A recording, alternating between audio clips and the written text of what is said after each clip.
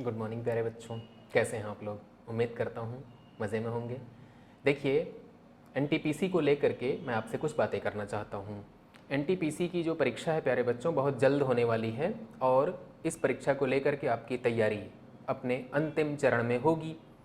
मैं आपसे बार बार ये बात कह रहा हूँ कि मैं आप लोगों के लिए एक प्रैक्टिस बैच लेकर के आ रहा हूँ। उस प्रैक्टिस बैच में आप लोग ऑनलाइन और ऑफलाइन दोनों तरीके से जुड़ सकते हैं। आज अक्टूबर महीने की 23 तारीख है और अगर देखा जाए तो अक्टूबर में अभी आपके पास एक हफ्ते का टाइम है, नवंबर पूरा आपके पास है और दिसंबर में 15 दिन है। तो लगभग आपके पास एक महीने और 22 दिन का टाइम बचा हुआ है, या इससे थोड़ा ज़्यादा, क्योंकि परीक्षा कुछ लोगों की 15 तारीख को होगी, कुछ लोगों की 16, 17, 18, 19, 20, वो तो लंबा चलेगी परीक्षा। तो आपके पास टाइम 2 महीना भी मिल सकता है। इस 2 महीने में अगर आप कंसंट्रेट होकर के प्रैक्टिस कर लें तो आपका सिलेक्शन होने की संभावना कई गुना बढ़ जाएगी। देखिए, मेरा जो अनुभव रहा है वो मैं चाहता हूं कि आपके साथ साझा करूं और मेरे पास जो तजुर्बा है उसका फ़ायदा आपको मिलना चाहिए। रेलवे भर्ती बोर्ड की परीक्षा मैंने कई बार दी है प्यारे बच्चों, और पास नहीं किया है, टॉप किया है, पहली रैंक। तो मैं चाहता हूं कि उसका जो फ़ायदा है वो आपको मिलना चाहिए। रेलवे की परीक्षाओं को पास करने के लिए आपको क्या क्या पढ़ना चाहिए और कैसे पढ़ना चाहिए, इसके बारे में मेरा कॉन्सेप्ट बिल्कुल क्लियर है और आपको बहुत बढ़िया मार्गदर्शन दे सकता हूँ। तो उस मार्गदर्शन में सबसे पहली बात जो मैं कहना चाहता हूँ वो ये है कि आप पिछले वर्षों के प्रश्न पत्र का पेपर सेट लेकर के हल करें, और एक पर्टिकुलर टाइम में, जो टाइम आप अपने मोबाइल फ़ोन पे या आप स्टॉप वॉच पे सेट कर लीजिए, उस सेट किए गए टाइम पे ही इन प्रश्नों को हल करने की कोशिश करिए।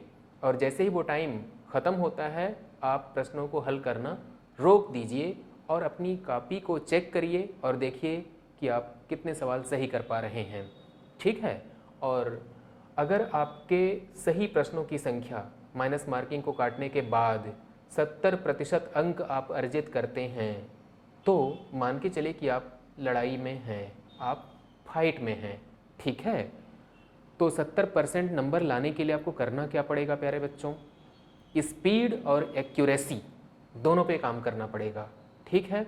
स्पीड और एक्यूरेसी दोनों पे काम करना पड़ेगा। आप कम प्रश्न हल करिए लेकिन एक्यूरेट, इसके लिए प्रैक्टिस करने की ज़रूरत है।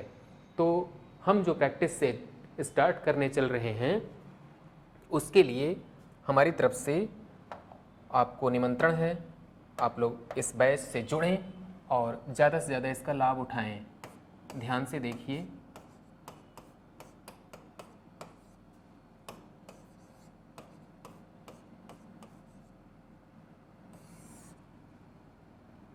आपका जो चैनल है उड़ान द फ्लाई, इस चैनल के प्लेटफॉर्म पे आप ऑनलाइन या ऑफलाइन दोनों ही मोड में ये पढ़ाई कर सकते हैं प्यारे बच्चों। ठीक है। और अगर आप संपर्क करना चाहते हैं